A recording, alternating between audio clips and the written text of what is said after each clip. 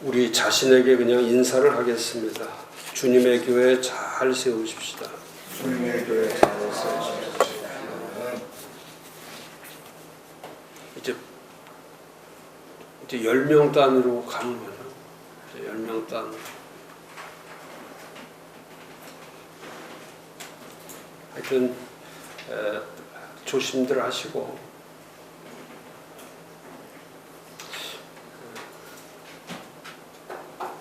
뭐 인간의 힘으로 할 수 없는 거기 때문에 끝까지 승리하시기를 진심으로 바랍니다. 자, 오늘은 9번째 시간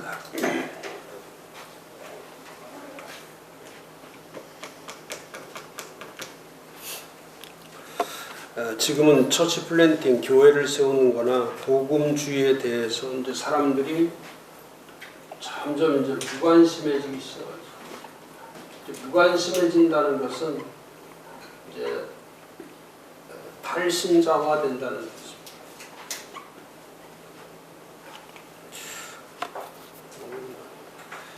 교회다운 교회 찾기 힘들고 신자다운 신자 찾기 힘들죠. 그래서 코로나 이후에 원상 회복이나 원상 복구가 된다는 것도 불가능하지만은 교회다운 교회, 신자다운 신자를 세워간다는 것은 참으로 이제 어렵죠. 저는 요즘 지난 한 주간을 생각하면서 그 목사님들이 여러 파트에서 이렇게 목소리를 내는 것을 제가 말씀을 통해서도 보고 교회를 통해서도 보고 하는데 참 많은 분들이 생각하는 의식 자체가 너무 기회주의적인 기회주의.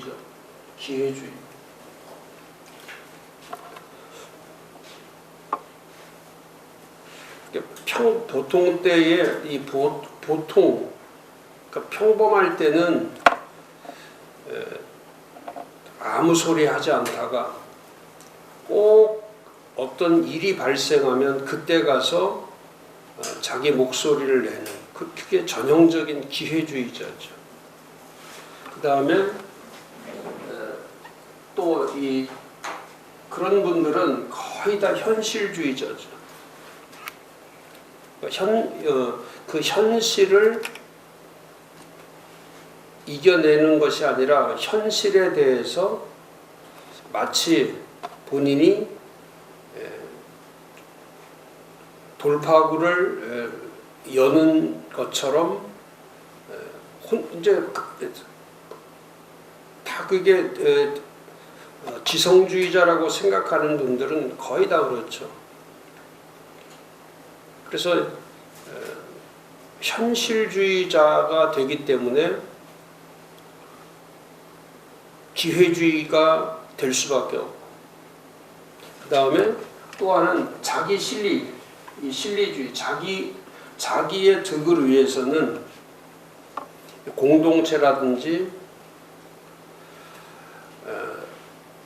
그 전체의 기독교 전체에 대해서 어떤 것도 가동되지 않는. 근데 그런 분들이 이렇게 손꼽죠. 이렇게 대표적으로 이제 손꼽는 사람들이 요즘에 이제 그 유튜브를 통해서 또 자기 교회 입장이라고 해서 이렇게 발표하고 또 대담을 하고 방송에 나가고 이제 이런 분들이 하는 것이 대체적으로 보면 기회주의, 전형적 기회주의자. 그 다음에 현실만 있는 거. 또 자기 이득, 자기 득을 추구하는 거. 그래, 그런 사람들의 성향은 이 어려움이 오고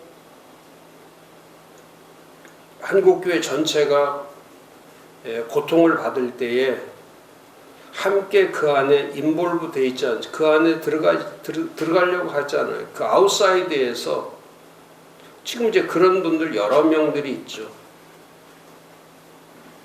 근데 마치 세상 사람들이 볼 때는 그런 교회나 그런 목사들이 하고 있는 행위 자체가 잘하는 것처럼 여겨지지만 우리가 교회 안에서 그들을 바라보면 이 사람들은 탈교회주의자들이죠. 탈교회주의자들이기 때문에 의식 자체가 그렇게 고정화되어 있는 겁니다. 지금 이제 이런 사람들이 점점 기회주의자, 현실주의자, 실리주의자들이 점점 늘어나기 때문에 이제 교회 세우는 것과 복음으로부터 멀어지기 시작하는 겁니다.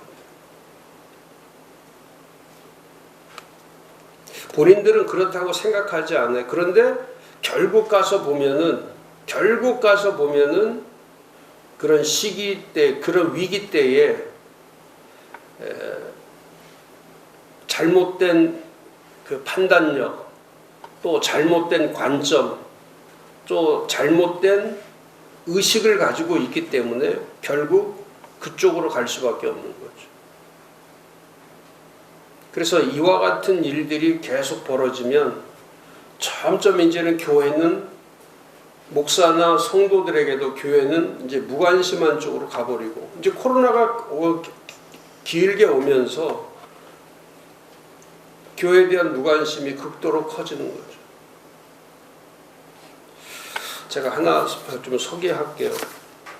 그 21세기에 복음주의 신학자로 가장 그 탁월한 분을 우리는 이 알리스터 맥그레스라고 하는 아주 그 복음주의의 최고의 신학자죠. 복음주의 최고의 신학자 알리스터 맥그레스. 그 알리스터 맥그레스가 그 했던 내용들 중에 하나가 뭐냐면 지금과 같은 시기죠. 이걸 한번 꼭 읽어드려야 될 것 같습니다. 그러면 지금 목사님들이 어떤 태도를 가지고 있어야 되는지를 알 수가 있죠. 예수 그리스도는 우리 각 사람의 삶을 주관하실 뿐 아니라 교회를 다스리시는 주님이기도 하다. 교회가 순종해야 할 분은 바로 예수 그리스도시다. 교회는 오직 그분께만 신실한 마음으로 순종할 의무를 지니고 있다. 지금까지 많은 그리스도인이 이 충성심의 문제로 실질적인 어려움을 겪어왔다.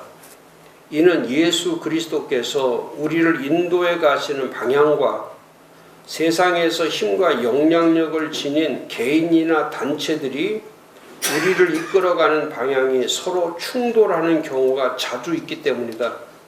이럴 경우 우리는 누구의 뜻에 순종해야 되는가? 자, 지금 우리가 이런 시기에 누구의 뜻에 순종해야 되느냐?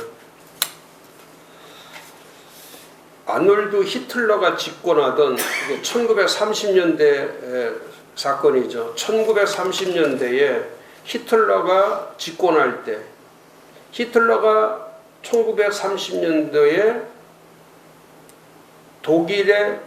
독일을 집권할 때에 그 당시에 처했던 상황이 오늘과 거의 비슷하죠. 그때 히틀러가 했던 것이 뭐냐면 제3제국 운동이라고. 제3제국이라는 건 무슨 뜻이냐면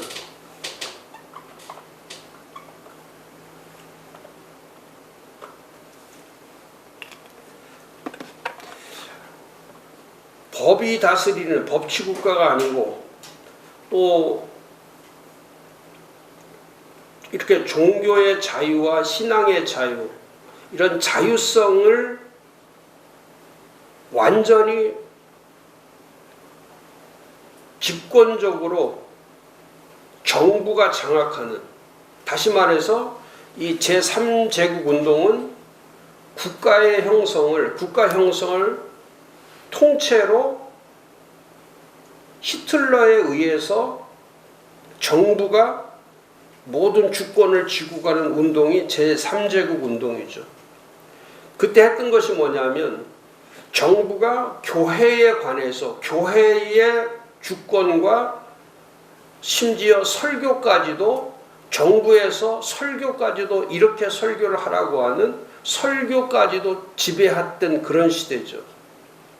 그러니까 종교의 자유와 신앙의 자유, 집회의 자유 이런 자유들을 전부 다 박탈할 때 다 뺏어가고 정부가 교회를 주도하려고 했을 때 그게 1930년 히틀러 시대의 제3제국운동이죠. 그랬을 때에 그 유명한 이런 사태를 목사들이 보면서 독일 개신교 대표자들이 이 바르멘에 모여서 1934년 5월 29일부터 31일까지 3일 동안 한 자리에 모여서 이 개신교 목사들이 한 자리에 모여서 했던 것이 뭐냐면 그 유명한 이 베르멘 선언이라고 하는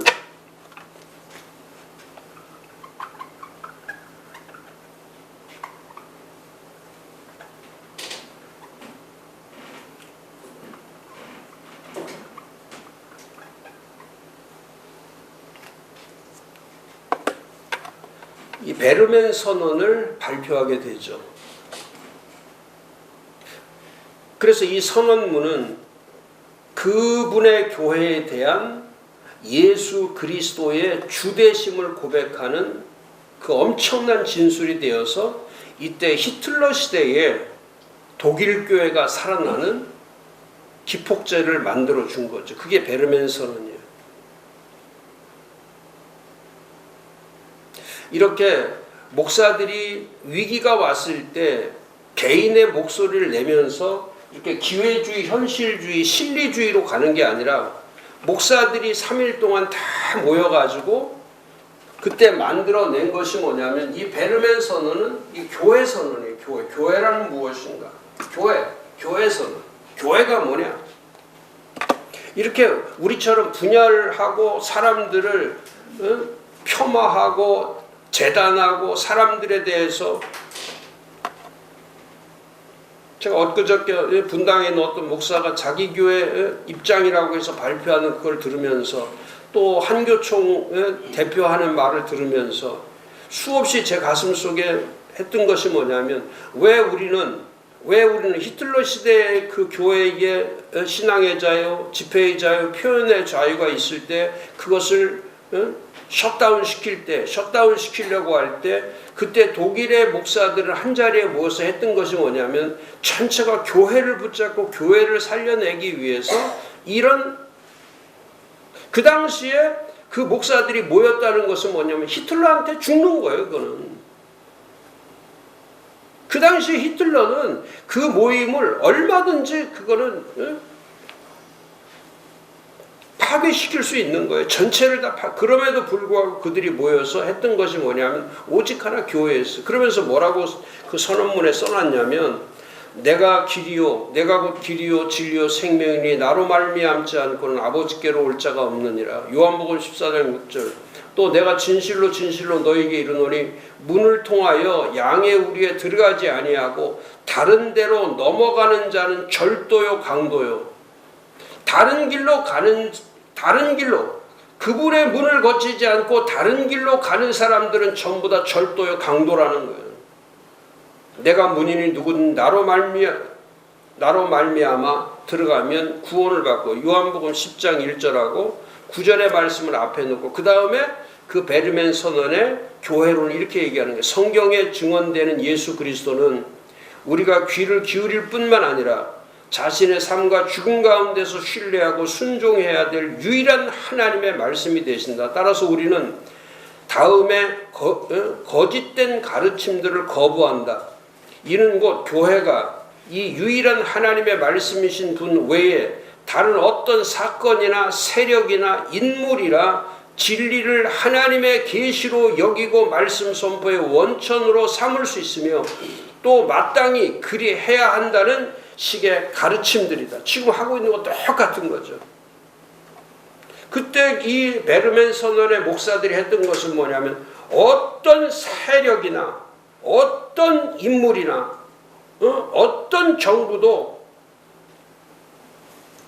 교회에 대해서 하나님의 계시를 대신할 수 없다.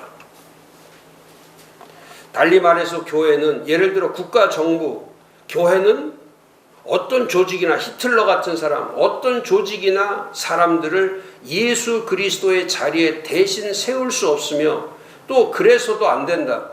주인이신 그분을 향한 신실한 순종의 자세를 잃는다면 교회는 곧 그 영혼과 생명을 잃어버리게 된다.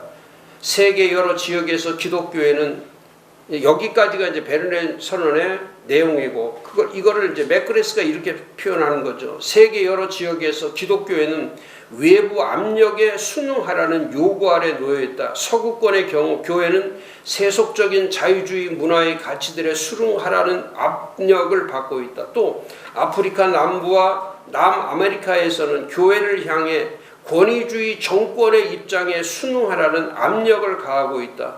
그러나 우리가 그리스도의 주되심을 진지하게 따른다면 이런 압력들에 저항하는 것이 마땅하다. 예수 그리스도께 속한 교회는, 자, 잘 들으세요. 예수 그리스도께 속한 교회는 우리를 살리려고 자신의 생명을 주신 그분께 그 존재와 미래를 빚지고 있다. 우리는 빚지고 사는 거예요. 마땅히 그분께 충성해야 된다. 하나님은 다른 어떤 사람이나 조직이 아닌 오직 그분만을 교회의 주님으로 선포하셨다. 이는 때로 부담되는 생각일 수 있지만 우리는 이 점을 결코 무시할 수 없다.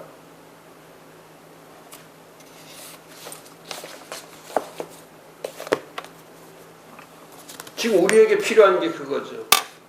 이쪽으로 가는 게 아니라 기회주의, 현실주의, 실리주의로 가는 것이 아니라 이제 그분으로부터 우리 존재 자체가 지금 빚진 자로 살아왔기 때문에 지금은 그 빚을 갚아야 될 이 충성의 시간이 왔다는 거예요. 그 빚을 갚아야 될 충성의 시간. 그러면서 표현했던 게 그거잖아요. 그 잘못된 것을 거부하고 그 잘못된 것에 대해서 교회 자체가, 이게 교회를 얘기하는 거 아닙니까?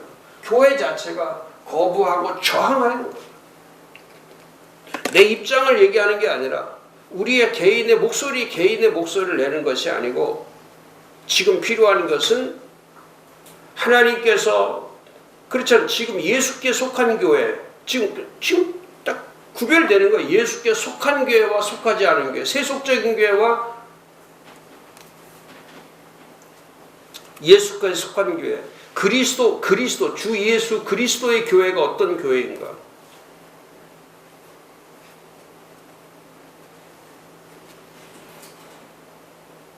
이런 교회들이 다 무너졌기 때문에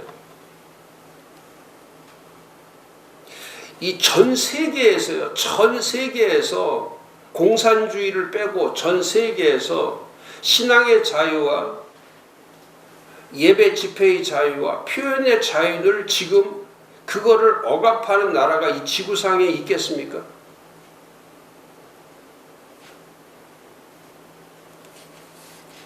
그럼에도 불구하고 지난 주일날 그렇잖아요. 29.8%, 30%는 아예 예배를 안 드리고 아예 예배 자체를 안 드리게 30%예요. 그 다음에 비대면 예배를 한 사람들이 56%.